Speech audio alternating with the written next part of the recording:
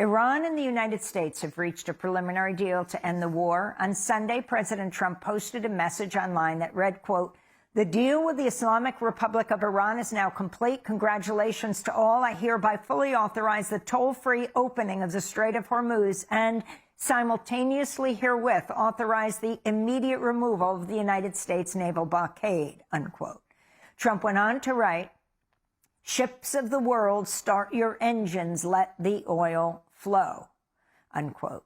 The deal extends the ceasefire by 60 days, creating a window for negotiations on other issues, including the future of Iran's nuclear program and the lifting of U.S. sanctions. But major questions remain. Israel's not a party to the tentative deal, and earlier today said it would continue occupying areas of southern Lebanon. Iran's deputy foreign minister appeared on Iranian television and said the peace deal includes a cessation of hostilities on all fronts, including in Lebanon. Two immediate developments were supposed to take place and will take place, starting last night or in the early hours of today. First, the immediate and permanent end of the war and military operations on various fronts, including in Lebanon. As you saw, the statement announced by the Prime Minister of Pakistan explicitly referred to the immediate and permanent end of the war on all fronts, including Lebanon.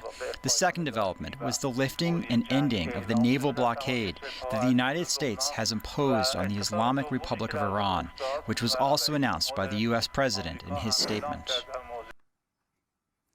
To talk more about the preliminary U.S.-Iran deal to end the war, we're joined by Jeremy Scahill, co-founder of Dropsite News. Hi, Jeremy. Can you start off by talking about what actually is an MOU, a memo of understanding? What do you understand this memo that hasn't been made public says? Well, I think the first thing that we need to recognize is that this hasn't been signed yet. It hasn't been formally agreed to. That presumably could happen on Friday, but there are a number of wild cards, not the least of which is the posture that Netanyahu and the Israelis are taking on Lebanon. But just to give you a bit of background of what went down over the past 24 hours, Israel once again bombed Beirut. They hit the southern suburb of Dahia, and the Iranians had made clear that this was a red line for them, that if the Israelis continued attacking Beirut, that Iran would respond in kind. And in fact, I was speaking to an Iranian official soon after that happened, and they told me that it was going to be within a matter of hours that Iran was going to launch missile attacks against what they called occupied Palestine, meaning the areas where Israeli troops have been positioned in the northern or along the southern border, and in fact deep inside Lebanon, where the Israeli troops have gone north of the Litani River. And then you had this sequence of events where Donald Trump unilaterally announces that an agreement is going to be happening. The Prime Minister of Pakistan then posts it on Twitter. And from the Iranian position, they said that this was a unilateral announcement, but nonetheless, they use that, they say, as an opportunity then to win some last-minute concessions. A few days ago, I had been told by the Iranians that there were two primary sticking points still unresolved, and they wouldn't expand on what those were, but quite clearly, one of them involved this scorched earth bombing and occupation of Lebanon. And so what Iranians are saying is that as a result of the Israelis bombing Dahia in Beirut and the Iranians agreeing not to launch retaliatory strikes, that Trump agreed to add that the Israeli troops had to withdraw from southern Lebanon. Now, we haven't seen the text of this agreement. If that's the case, then the Iranians could say that this was indeed a diplomatic victory, because earlier drafts of this had just envisioned a quote-unquote ceasefire or a cessation of hostilities in Lebanon. So we don't exactly know all of the terms, but I think in the broader picture, we have to understand this represents, at least in the short term, and in terms of this war that Trump and Netanyahu initiated on February 28th, this is a dramatic set of capitulations by Donald Trump. The main sort of victory of this is he's reopened the Strait of Hormuz. The Strait of Hormuz was opened prior to the February 28th war. That's not a victory. Trump is saying, oh, the Iranians are going to put in writing that they're not going to develop or in any way seek to acquire or purchase a nuclear weapon. Well, if you go back and you read the preamble to the 2015 JCPOA, Iran says precisely that. And in fact, that's been Iran's position for a very long time.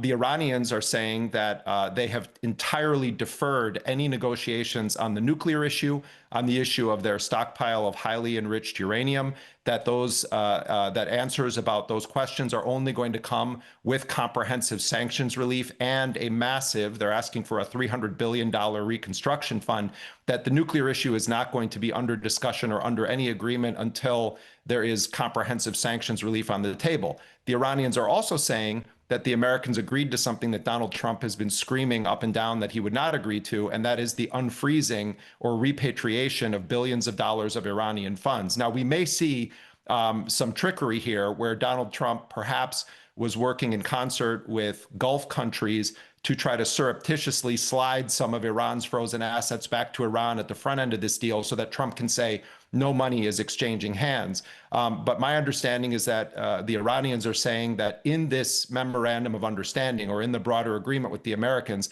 that there is going to be a formal process of repatriating frozen Iranian funds that's going to be linked to a 60-day negotiation period. Now, there are risks for Iran, and there has been a ferocious internal debate within Iranian society that actually spilled out into the public, where you had small groups of people protesting against the foreign minister, Abbas Araghchi, the speaker of the parliament, Mohammad Ghalibaf, who's the lead negotiator for Iran, and urging them not to accept this deal. And the position that they're taking is essentially that Iran has never had greater strategic leverage over the United States, that for roughly 100 days, it has fought off an attack by not one, but two nuclear powers and forced the most powerful man in the world, Donald Trump, to desperately seek an off-ramp in which he was forced to accept terms from Iran that basically returned the situation to the status quo ante before Netanyahu and Trump launched this war. Jeremy, can you talk about the role of Qatar and Pakistan? You know, the Pakistanis were brought into this because the Trump administration, particularly Steve Witkoff, the special envoy, completely contaminated the relationship with the longstanding negotiator on nuclear issues between the U.S. and Iran, and that is the Sultanate of Oman. The United States used the foreign minister of Oman unwittingly to provide cover for this surprise launch of the February 28th war. He had traveled to Washington, D.C. a couple of days before the launch of the war, met with Vice President J.D. Vance, and then came out and said, a deal is basically on the horizon. And then less than 48 hours later, the United States and Israel launched this massive war against Iran. And so once the Omanis were sort of pushed out of the picture, Trump chose Pakistan. He views the Pakistani government as a malleable force that wants to curry favor with him. Yes, Iran has a longstanding friendly relationship with Pakistan, but behind the scenes, the Iranians started to conclude that Pakistan was just not able to close the deal with Trump. And there was a pattern where the Pakistanis would come back to the Iranians, tell them that the Americans had agreed to something. The Iranians would proceed on the basis of that understanding. And then Trump would turn around and announce that the opposite was going to be happening. And so Qatar was brought in part because of its deep role in negotiating the Gaza agreement last October, and because of a perception on the part of the Iranians that the Qataris held more sway with Trump. And in fact, just to give you one example, a couple of weeks ago, when Pakistan had made some announcements about progress in the U.S. position during the negotiations, a couple of hours later, the Qataris told the Iranians it's just not true. That Donald Trump is actually not going to be taking that position.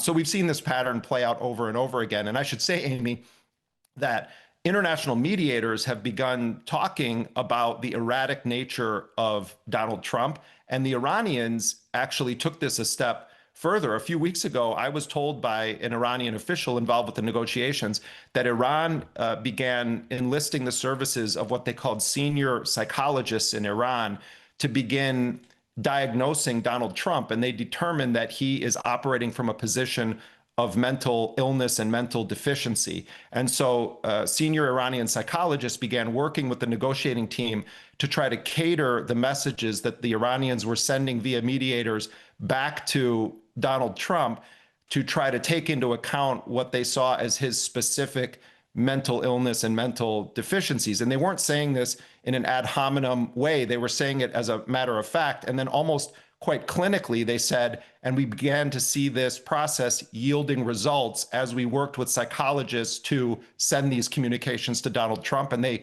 credit that in part with getting to this point where Trump finally accepted some version of his manufactured and almost entirely false victory narrative.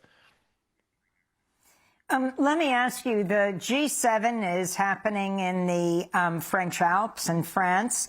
Interestingly, National Security Minister Itamar Ben-Gvir, who said Trump's agreement does not bind us. Israel is not subordinate to the United States. We are an independent and sovereign country. Smotrich called it bad for Israel and for the entire free world, period. Ben-Gvir has been banned from entering France, citing his unspeakable behavior of taunting Gaza flotilla activists who were detained by Israeli forces.